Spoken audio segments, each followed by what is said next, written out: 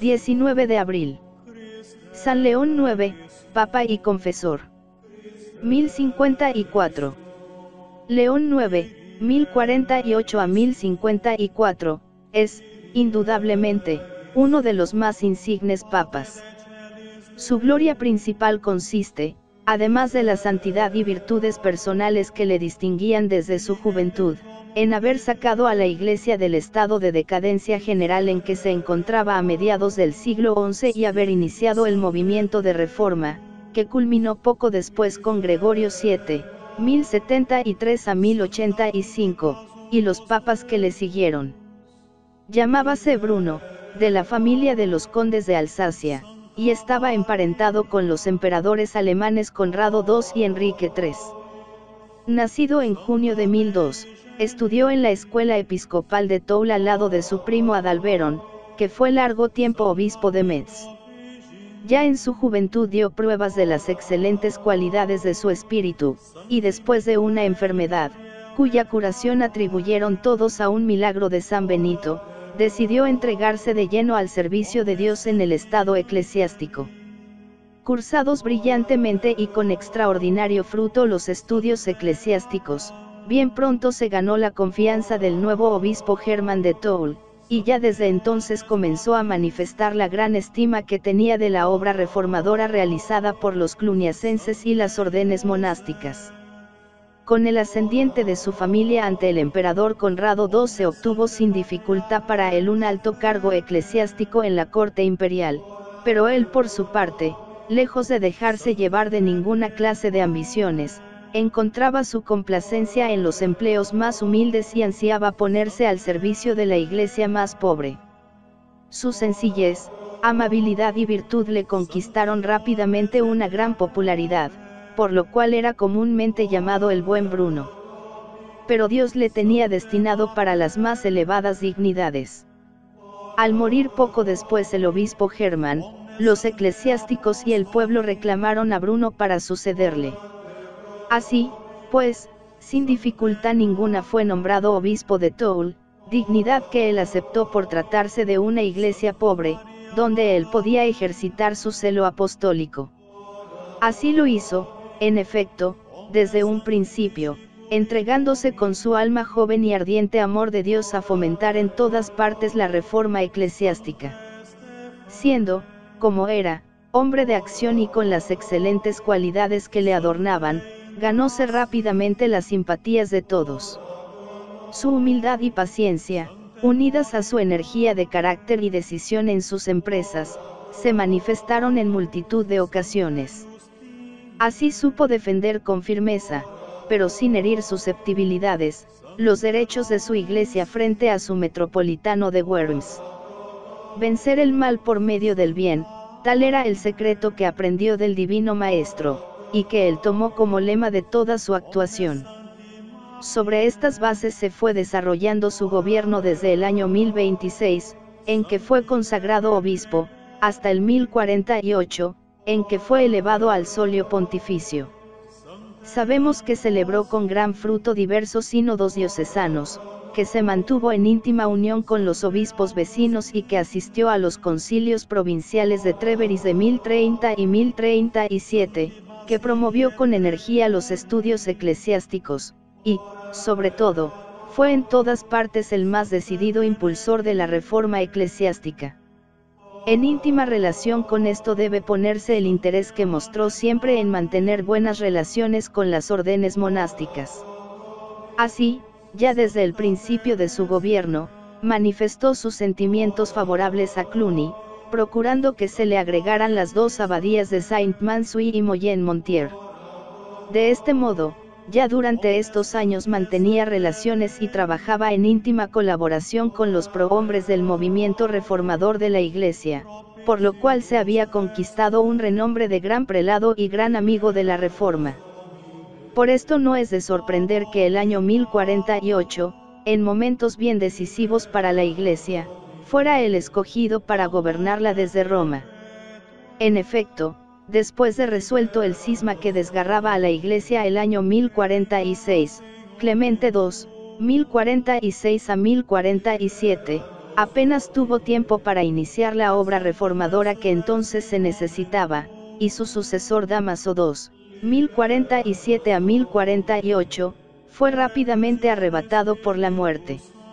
En estas circunstancias se presentó ante el emperador Enrique III una embajada de Roma con la súplica de que fuera elevado al solio pontificio el arzobispo Alinard, de León, pero este rechazó decididamente la propuesta. Entonces, pues, Enrique III el Negro reunió una dieta en Worms en diciembre de 1048, donde fue proclamado Bruno de Toul, que había acudido a la misma.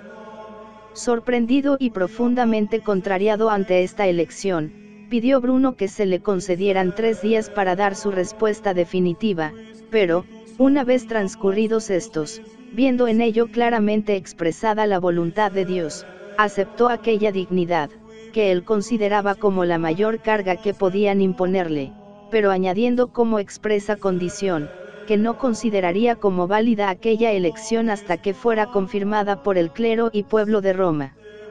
En efecto, llegado a Roma y presentado en la Basílica de San Pedro por el metropolitano de Treveris como el candidato del emperador, fue aclamado de nuevo por el clero y pueblo allí presentes. Ante una manifestación tan evidente de la voluntad divina, Bruno se inclinó humildemente y tomó el nombre de León IX. Y, en verdad, León IX, hombre de eminentes cualidades personales, dotado de gran energía de voluntad, partidario decidido de la reforma e inflamado en todos sus actos del más vivo amor de Dios y de la Iglesia, era, indudablemente, el Papa que ésta necesitaba en aquellos momentos. Uno de sus principales méritos fue el haberse mantenido desde el principio en contacto con los más insignes promotores de la reforma y haber llamado junto a sí a los más significados entre ellos. Así se mantuvo siempre unido con San Hugo de Cluny y con él tuvo a su disposición el vigoroso movimiento cluniacense. Asimismo, con el poderoso arzobispo Alinard, de León, uno de los mejores representantes de las corrientes reformadoras de Francia, y con San Pedro Damiano, que, aunque se hallaba en el retiro de Fonte Avellana, ya había comenzado a llamar la atención por sus valientes escritos polémicos y sus exhortaciones a la reforma, dirigidas a Clemente II. Pero no contento con esto, teniendo presente que en la curia romana hacían falta hombres eminentes y decididos, rodeóse rápidamente de los que con más eficacia le podían servir. Así, llamó ante todo al valiente y decidido Hildebrando, quien desde la muerte de Gregorio V, cuyo secretario había sido, quedaba enteramente libre. León IX le consagró como archidiácono y le elevó al rango de secretario pontificio. Igualmente creó cardenal obispo de Silva Cándida al monje borgoñón Humberto, al monje Hugo Cándido, procedente del monasterio de Remiremont, de la Lorena, y asimismo a otros varios. De este modo el colegio cardenalicio alcanzó un carácter universal y fue en adelante un instrumento eficaz y dócil en manos del Papa. Apoyado en estas fuerzas y en estos hombres eminentes, desarrolló León IX una maravillosa actividad, enderezada a sanar a la Iglesia de las dos llagas que la corroían, la simonía y el concubinato de los eclesiásticos. El primer medio que empleó fue el que le ofrecía la costumbre eclesiástica entonces en uso, es decir, los sínodos y concilios. Comenzando por la Pascua de 1049, comenzó a celebrar en Roma con gran solemnidad los sínodos cuaresmales, y rápidamente procuró que se celebraran otros semejantes en diversas provincias eclesiásticas. En todos ellos se renovaban y proclamaban con la mayor decisión las disposiciones contra la simonía y el concubinato de los eclesiásticos, señalándolos como los abusos fundamentales, de los que dependían los demás. Movido del más ardiente celo de la gloria de Dios y del bien de las almas, emprendió una vida de peregrinación de un territorio a otro, por Italia, Alemania y Francia, celebrando sínodos y alentando en todas partes a las fuerzas de reforma. De esta manera se ha podido afirmar que León IX llegó a hacer comprender prácticamente a todo el mundo cristiano que el Papa era quien gobernaba la Iglesia. El papado, que hasta entonces era solo un concepto más o menos elevado, se convirtió en una fuerza eficaz y tangible. Particularmente significativa fue la campaña o peregrinación emprendida por León IX el primer año, 1049, de su pontificado, que tuvo como coronamiento los dos grandes concilios presididos por él, en Reims y en Maguncia. Después de celebrar el Sínodo de Roma en la Dominica de Quasimodo, y otro en Pavía por Pentecostés, donde proclamó las bases de la Reforma, atravesó a los Alpes y se reunió con el emperador Enrique III, pariente e íntimo amigo suyo, y junto con él se dirigió a Colonia, donde celebró la fiesta de San Pedro y San Pablo. De allí pasó, con el mismo Enrique III, a Aquisgrán y Maguncia, y luego se detuvo en su amada diócesis de Toul, donde fue objeto de la más cariñosa acogida. El 14 de septiembre celebró en su catedral la fiesta de la exaltación de la Santa Cruz. Entretanto se había anunciado el gran sínodo que debía celebrarse próximamente en Reims, y, no obstante las dificultades que fue oponiendo el rey de Francia Enrique I, el 14 de septiembre publicaba desde Toul una encíclica, por la que convocaba el Gran Concilio. Efectivamente, el 29 de septiembre llegaba el Papa a Reims, el 1 de octubre consagraba la iglesia abacial de San Remigio, y al día siguiente daba comienzo al Gran Concilio, uno de los más célebres en la historia de la Iglesia de Francia y de Europa. En nombre del Papa, su canciller, Hildebrando, anunciaba a Francia y al mundo que la intención del Papa era procurar un remedio eficaz a los males de la Iglesia, a la simonía, a la usurpación por los laicos de los cargos y rentas eclesiásticas, al desprecio de las más sagradas leyes del matrimonio, etc. Él invitaba a todos a reflexionar delante de Dios acerca de los diversos artículos del programa que les proponía. El efecto de esta intimación pontificia fue, en realidad, grandioso. Naturalmente, ya en el concilio, y sobre todo después de él, tropezó con la enconada oposición de muchos, que no se avenían a entrar por el camino de la Reforma. Pero el Papa, uniendo la energía con la habilidad y prudencia, y contando siempre con la ayuda de Dios, cuya causa sostenía, logró en este concilio y después de él innumerables éxitos. Terminado el concilio de Reims, se encaminó de nuevo a Alemania, pasando por Verdún y Metz, donde consagró sendas iglesias, y llegó a Maguncia, donde celebró otro gran sínodo, en que renovó la proclamación realizada en Reims. Hecho esto, atravesando de nuevo la Alsacia y luego Augsburgo y Constanza, celebró las Navidades en Verona. A primeros de 1050 se hallaba de vuelta en Roma. Semejantes peregrinaciones por el sur y norte de Italia y por el centro de Europa las repitió durante los años siguientes. Indudablemente, la actividad eclesiástica de León IX fue beneficiosa y muy significativa para la Iglesia, en la que se observa durante su pontificado un principio de resurgimiento. Y, aunque es verdad que debe atribuirse una parte importante del cambio iniciado a su archidiácono Hildebrando y a los demás colaboradores del Papa, debe reconocerse que el mérito principal recae sobre la egregia figura de León IX. Sin embargo, no fue tan afortunado en los asuntos temporales y en el desarrollo de la cuestión oriental.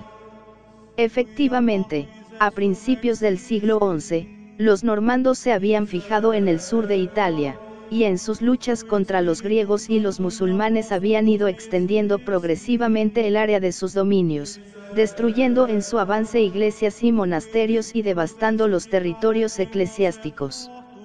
El Papa intentó primero entenderse con los griegos para oponerse al avance de tan terribles enemigos, mas, como fracasara en este intento, acudió entonces a Enrique III en demanda de socorro.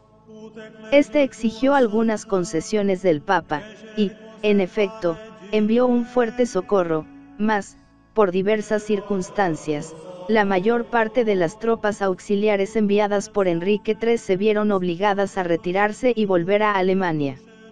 Esto no obstante, decidióse el Papa a proseguir su campaña contra los normandos, pero bien pronto, el 18 de junio de 1053, sus fuerzas fueron completamente aniquiladas en Civitate, y el mismo León IX quedaba prisionero. El resultado fue que, Para resolver tan delicada situación, el Papa entregó a los normandos aquellos territorios en calidad de feudos y obtuvo su libertad, pero, consumido de tantos trabajos y emociones, murió poco después en Roma, en abril de 1054. No fue más afortunado en el asunto de las iglesias orientales, pues en su tiempo se maduró y realizó la separación definitiva de Roma de aquellas iglesias. Indudablemente, el odio a los occidentales del patriarca Miguel Cerulario y la falta de táctica de los legados pontificios, sobre todo del cardenal Humberto, tuvieron una culpa decisiva en la separación definitiva, pero ciertamente no puede decirse que la debilidad del romano pontífice o la situación de decadencia de los papas hubiera sido la causa u ocasión del cisma. Porque, siendo así que durante todo el siglo X y principios del XI, en que llegó el papado y la Iglesia occidental a su mayor depresión y abatimiento, no se verificó tal separación, vino esta a realizarse cuando, en el pontificado de León IX, la Iglesia y el papado habían realizado ya un avance notabilísimo en su reforma y rehabilitación. La verdadera causa fue la oposición latente desde antiguo de la Iglesia oriental frente a la occidental, que fue constantemente en aumento, y así bastó una ocasión para que estallara en la forma violenta del cisma. El mismo resurgimiento de la Iglesia occidental, promovido por la Reforma cluniacense y la enérgica actividad de León IX, aumentó la oposición existente, de la que se aprovechó el patriarca Miguel Cerulario para realizar aquella separación, que le colocaba a él a la cabeza de la Iglesia griega. León IX no pudo impedir el curso de los acontecimientos, que entristecieron los últimos momentos de su vida, y 3 meses después de su muerte se realizó la separación definitiva, 16 de julio de 1054. Durante los últimos meses de su vida, sintiéndose herido de muerte, dio los más insignes ejemplos de piedad y de resignación cristiana. El pueblo romano, que le profesaba un amor entrañable, sintió profundamente su muerte, ocurrida en la plenitud de su edad viril, contando 52 años. Sobre su tumba se esculpió este epitafio: Roma vencedora está dolida al quedar viuda de León IX, segura de que, entre muchos, no tendrá un padre como él. Su pontificado fue realmente lleno.